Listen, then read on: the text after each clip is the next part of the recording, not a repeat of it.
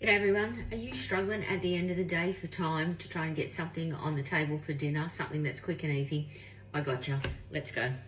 Okay, so we're going to, everybody loved the meatball that I did in the rolls and then threw them in the oven.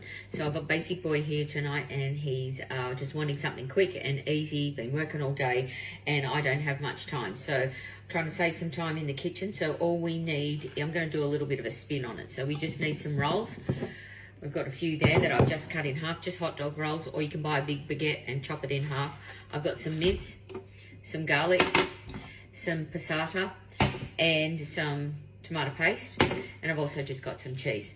So once we put all this together, I'll show you what I'm going to do. I'm just going to cook off this mince. We're going to make it like a bolognese. Okay, so we're browning the meat. I've added the garlic. Once that has sauteed and it's fully cooked, we're just going to add our tomato paste and our pasta sauce. I've also picked some basil from the garden that Basic Boy hopefully won't see within there. So don't forget, when you're picking your fresh herbs, we're tearing it. We're not using any scissors or knives or anything like that. We're tearing it and we're going to throw it into our sauce. I've seasoned it with salt and pepper, more salt than pepper, and I'm just about to throw in a little bit of sugar, which is what I always do with my bolognese sauces. That just balances out the acidity of the tomatoes. Now, I always use, when I'm not making my own passata, I always use Mutti. It's a really good brand. It's very tasty. It's an Italian brand, and it's just a really good sauce. This one here's the organic, but I love this. I love using it. It's very authentic, and it gives a lot of taste. So at this stage, I would usually add a little bit of stock or some red wine. I probably would have added that previously if I was going to do it as a pasta bake or a bolognese with spaghetti or something like that. But because we're going to be putting it into some bread rolls, I don't want them so soggy. So I've added the tomato paste and that will thicken it up a little bit. I'm just going to let it sit there for a little while and let the salt and the sugar do their magic, and we will just start spooning it into our bread rolls. So I've spooned it into our bread rolls. As I said, you can use a big long baguette and do it that way, then chop it up.